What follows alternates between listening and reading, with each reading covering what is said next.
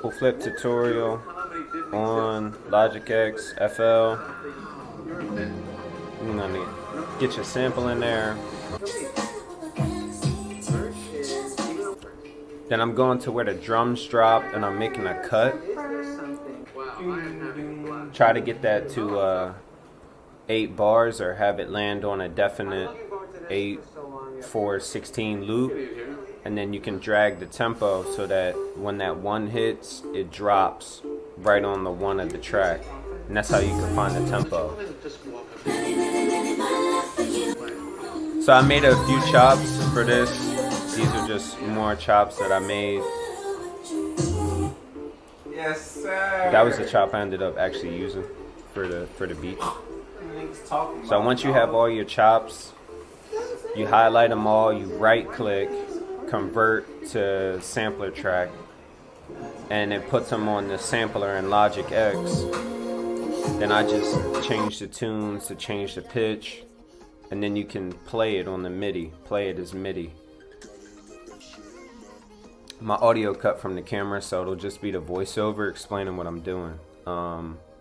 So right here, I pull up multimeter. I put multimeter on my master, and that's just kind of like how I gauge for my mixing. I keep my music, not the drums, but the music under 15.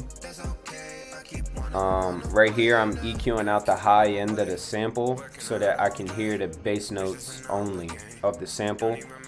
And then I pull up FL, load whatever I'm using into the pattern, as far as whatever drum sounds. And I already found that 808 melody at a higher octave, so I could hear the notes. And then once I hear the notes are right for the 808, I drag them down an octave or 2 octaves, however many octaves, so that it's low and it's hitting like how you hear on the track. And then on FL, if you want to do your drums like that, you have to, well, you should assign each track to a mixer track on FL. And if you need help with that, you can rewind and see how I did that. Once you assign them all to a track, it's easier to export them out as stems. And once you have the stems, which is essentially like the loop of each sound on a different track, load that into Logic, pull up multimeter, watch your levels. I do snare and hi-hat under 10, and then then kick and 808 under 5.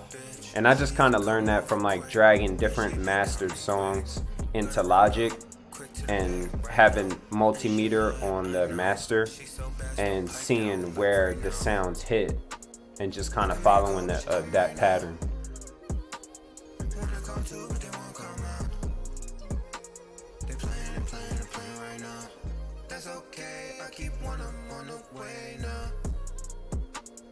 So right there I have all my levels right now.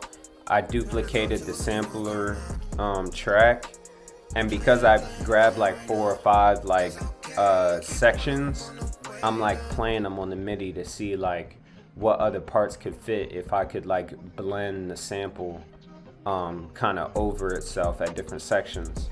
And so I found like a vocal part that was cool, like this, those parts, and I EQ'd out the low end so that it wouldn't, they wouldn't like be too muddy.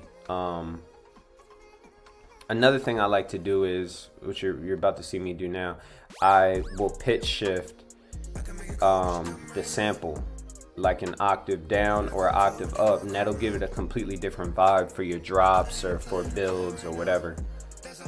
So right here I'm basically like giving the track some structure by looping it out, and then here you're gonna see me, I'm adding in the vocal parts that kind of go with the main part of the sample I already laid.